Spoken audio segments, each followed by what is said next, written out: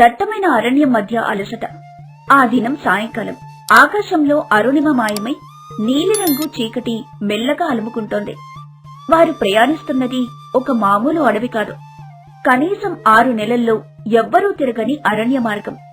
వృక్షాల కొమ్మలు ఒకదానితో ఒకటి అల్లుకుపోయి సూర్యకిరణాలు నేలను తాకనివ్వకుండా దట్టమైన పందిరిని సృష్టించాయి. 2 వ్యాపారులు నందయ్య మరియు భద్రయ్య మెల్లగా అడుగులు వేస్తున్నారు. నందయ్య మొహంపై అలసట, భయం స్పష్టంగా కనిపిస్తున్నాయి. దాదాపు 12 గంటలకు పైగా విరామం లేకుండా నడవటంతో వారి శరీరాలు పూర్తిగా శక్తిని కోల్పోయాయి. భద్రయ్య, ఇక నా వల్ల కాదు. నా కంటి చూపు కూడా మసకబారుతోంది. నా కాలు నేల మీద పెట్టడానికి కూడా నాకు శక్తి చాలడం లేదు. ఈ సంచులు నిజంగా ఎంత బరువో. అంతకంటే నా కాళ్లే నాకెంతో బరువయ్యాయి. పొద్దున్న తిన్న ఆ గంజి ఎప్పుడో ఆవిరైపోయింది. ఒంట్లో శక్తి లేదు. ఇంక నా వల్ల కాదు. నిజమేనందయ్యా, నిన్నటి నుండి మనం కష్టాల్లోనే ఉన్నాం. నా పొట్టలో మంటకు ఆకలి మంట తోడై నన్ను నిలబడనీయకుండా చేస్తోంది. ఇంత దట్టమైన అడవిని దాటి వెళ్తున్నాం కాని కనీసం తాగడానికి గుక్కడి నీళ్లు కూడా దొరకలేదు. ఈ అడవిలో క్రూర మృగాల అరుపులు కూడా వినిపిస్తున్నాయి. వాటి భయం కంటే ఈ ఆకలి బాధ, దాహం బాధ నన్ను చంపుతున్నాయి. ఇప్పుడేం చేద్దాం భద్రయ్య? రాత్రి ఈ అడవిలోనే ఆగిపోతే రేపటికి సరుకు విషయం దేవుడెరుగు. మన ప్రాణాలకే ప్రమాదం. ఎందుకంటే ఈ అడవికి రాకాసి గుహ అని పేరు. ఇక్కడి నుండి తప్పించుకోవడం కష్టం. మా తాతగారు ఎప్పుడో ఒకసారి ఈ అరణ్యం గురించి చెప్పారు. ఈ రాకాసి గుహ అడవికి ఒక చిన్న పల్లె ఆనుకొనుందట. ఆ పల్లెలోని వారు బయటి ప్రపంచంతో పెద్దగా సంబంధాలు పెట్టుకోరట. కాని ఆ పల్లె మధ్యలో ఒక ఆహారశాల ఉందట. దాన్ని నడిపే ఆమెను అందరూ పూటకూళ్ల పెద్దమ్మ అని పిలుస్తారట. ఆమెకు ధనం మీద, వ్యాపారం మీద అస్సలాశ లేదట. దారి తప్పిన వారికి, అలసిన ప్రయాణికులకు ఆమె తల్లిలాగా ప్రేమతో ఆహారం వండి పెడుతుందట. డబ్బులు తీసుకోకుండా నిస్వార్థంగా సేవ చేస్తుందట. అలాంటి మంచి మనిషి ఈ కాలంలో కూడా ఉంటారా? మనం ఎంతో అదృష్టవంతులం. ఆ పెద్దమ్మ ఆశ్రయం దొరికితే మన కడుపు నిండా భోజనం దొరుకుతుంది. ఈ రాత్రికి భద్రత కూడా దొరుకుతుంది. ఏదో ఒక వైపుకు నడుద్దాం. ప్రయత్నించకపోతే రేపటి ఉదయాన్ని చూడ్డం మన అదృష్టంలో ఉందో లేదో తెలీదు అని వారు తమ ఆశను జ్వలింపచేసుకుని తమ అడుగులను వేగవంతం చేశారు. ఆకలిని, అలసటను మర్చిపోయి తమ దృష్టంతా చీకట్లో దాగిన ఆ చిన్న పల్లె కోసం వెతకడంపైనే పెట్టారు. వారు మాట్లాడకుండా గుండెల్లో భయాన్ని అణిచిపెట్టుకుని ముందుకు నడుస్తున్నారు. కొంత దూరం నడిచేసరికి అడవి చిక్కదనం తగ్గుతూ వచ్చింది. దూరంగా చెట్ల మధ్య నుండి ఏదో వెలుగు, పొగ ఆకాశం వైపు వెళ్లడం కనిపించింది. ఆ పొగ నుండి వస్తున్న కమ్మని వంట వాసన వారిని అద్భుతంగా ఆకర్షించింది. చూడు నందయ్య, అదిగో ఆ వెలుగు, ఆ పొగ, ఆ ఆహ్వానించే వాసన. నాకు తెలిసి అదే ఆ పల్లె అయి ఉంటుంది. వేగంగా వెళ్దాం. ఇది దేవుడిచ్చిన దారి. అలా వారు అడవి నుంచి బయటకొచ్చి కొద్దిగా పచ్చటి మైదానంలోకి చేరుకున్నారు. అక్కడ చిన్న చిన్న తాటాకుల ఇళ్లు, వాటి మధ్య పెంకుటిల్లు కప్పుతో ఉన్న ఓ పెద్ద ఆహారశాల ఉంది. నందయ్య హడావిడిగా ఆ ఇంటి ముందు పడిపోయి భయంతో, ఆకలితో వణుకుతున్న గొంతుతో పిలిచాడు. అమ్మా, ఎవరైనా ఉన్నారా? మేము దారి తప్పిన వ్యాపారులం. ఈ రాత్రికి మాకు కొంచెం ఆహారం, ఆశ్రయం దొరుకుతుందా? మేం మీకు ఎంతైనా ధనాన్నిస్తాము. లోపటి నుండి పూటకుళ్ల పెద్దమ్మ, రండి నాయనలారా, రండి. మీరు వెతుకుతున్న ఆశ్రయమే ఇది. నేనిక్కడ పూటకూళ్ల పెద్దమ్మను. రండి, లోపలికి రండి. మీకోసమే చూస్తున్నాను. మీ ముఖాల్లోని అలసట, భయం నాకు కనిపిస్తున్నాయి. కూర్చోండి, శ్రమ తీర్చుకోండి. మీ సంచులను పక్కన దించి ఆ పక్కనే ఉన్న బావి దగ్గరికి వెళ్ళి కాళ్ళు, చేతులు కడుక్కొని రండి. అంతలోపు నేను మీకు భోజనం సిద్ధం చేస్తాను. నందయ్య, భద్రయ్యలకు మాట్లాడే శక్తి కూడా లేకపోయింది.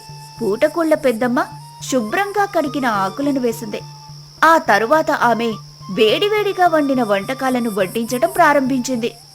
నాయనలారా, ఇదిగోండి వేడి వేడి అన్నం. బాగా తినండి. మీరు చూడడానికి చాలా అలసిపోయి ఉన్నారు. బలహీనంగా ఉంటే రేపు ప్రయాణాన్ని కొనసాగించడం కష్టమవుతుంది. ప్రతి వంటకంలో ఆ పెద్దమ్మ ప్రేమ, దయ అణువణువున నిండి ఉన్నాయి. నందయ్య, భద్రయ్య ఎంతో తృప్తిగా ఆ భోజనాన్ని తిన్నారు. వారి కళ్లకు ఆనందంతో కడుపుకు సంతృప్తితో ఆ భోజనాన్ని ఆస్వాదించారు. జీవితంలో ఇంత తృప్తిగా ఎప్పుడూ తినలేదని అనుకున్నారు. అమ్మా, ఈ వంట రుచి ఎంత అద్భుతంగా ఉందో మాటలో చెప్పలేను. ఇన్నేళ్లుగా వ్యాపారం కోసం దేశాలు తిరిగాం, కాని ఇంత మంచి రుచి ఎక్కడా చూడలేదు. ఈరోజు మీ దయ వల్లే మేము ఆకలి నుండి ఈ అడవి నుండి బయటపడ్డాం. మీకు ఎలా కృతజ్ఞత చెప్పాలో తెలియడం లేదు. అమ్మా, మీరు నిజంగా మనుషుల రూపంలో ఉన్న దేవత లాంటివారు. ఈరోజు మీరు మాకు అన్నదానం చేసి ప్రాణదానం చేశారు. మీ ఉపకారాన్ని మేము జీవితంలో మర్చిపోము. రేపు మళ్ళీ ప్రయాణం మొదలు పెట్టాలంటే ఈ రాత్రి విశ్రాంతి చాలా అవసరం. మాకు పడుకోవడానికి ఏదైనా చోటు దొరుకుతుందా? అదే మాట నాయనలారా, నా ఇంటికొచ్చిన అలసిన అతిథులను బయట పడుకోమని ఎలా చెప్పగలను? లోపల ఇద్దరు హాయిగా పడుకునేందుకు చిన్న గది ఉంది, అందులో పడుకోండి. ఈ అడవి ప్రాంతంలో రాత్రిపూట చలి ఎక్కువగా ఉంటుంది, అందుకే ఆ గదిలో వేడి నీళ్లు, మందపాటి దుప్పట్లు కూడా సిద్ధంగా ఉంచాను. మీరు నిశ్చింతగా పడుకోండి, నేను బయటే ఉంటాను, భయపడకండి. భోజనం పూర్తయిన తర్వాత నందయ్య, భద్రయ్య వారి సంచుల నుండి అత్యంత విలువైన నాణాలు తీసి ఆ పెద్దమ్మకు ఇవ్వబోయారు. అమ్మా, మీ ఉపకారానికి ధనం సరిపోదని తెలుసు. అయినా ఈ కానుకని స్వీకరించండి. మీరు మా పట్ల చూపించిన దయకు, ఆప్యాయతకు ఇది మా చిన్న కానుక. మీరు దీన్ని తీసుకోవాల్సిందే. నాయనలారా, నా పేరు పూటకూళ్ళ పెద్దమ్మ.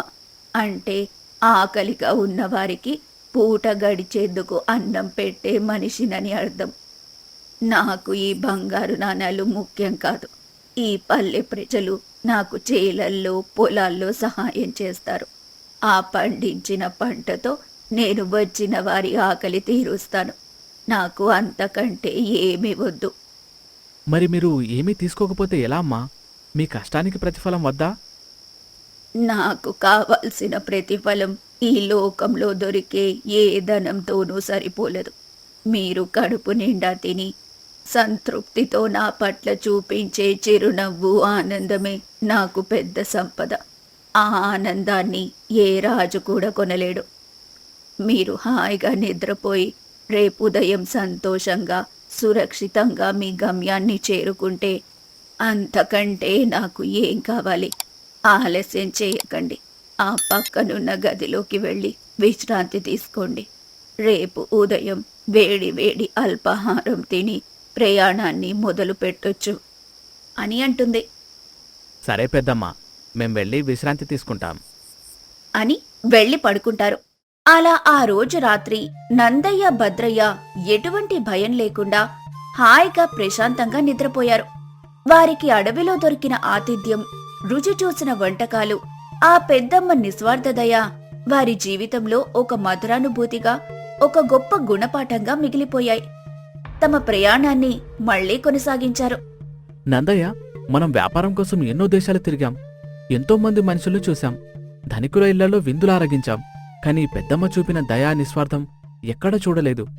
ధనం ఎంత ఉన్నా మనసులో దయా, దాతృత్వం లేకపోతే ఆ ధనం వ్యర్థమే. ఈ ప్రయాణం మనకు గొప్ప గుణపాఠం నేర్పించింది కదూ? నిజం భద్రయ్య, ఈరోజు మనకామె కేవలం అన్నం పెట్టలేదు, బతికేందుకు ఒక గొప్ప విలువను నేర్పింది. మన దగ్గర ఉన్నది ఇతరులతో పంచుకోవడం, నిస్వార్థంగా ఆపదలో ఉన్న వారికి సహాయం చేయడం ఈ లోకంలోని బంగారు గని కంటే విలువైనది. ఈ రోజు నుండి మనం కూడా ఆ పెద్దమ్మలాగే ఇతరులకు సహాయం చేస్తూ దయతో జీవిద్దాం. అలా వారు పూటకూళ్ళ పెద్దమ్మ, ఆమె గొప్పతనం గురించి మాట్లాడుకుంటూ వారి గమ్యానికి చేరుకుంటారు. ఇలాంటి స్థితిలో మీరెప్పుడైనా ఉన్నారా? ఉంటే మాకు మీ అనుభవాన్ని కామెంట్ రూపంలో తెలియజేయండి. ఈ కథ గనక మీకు నచ్చినట్టయితే మన ఛానల్ని సబ్స్క్రైబ్ చేయండి, స్టోరీని లైక్ చేసి కామెంట్ చేయండి.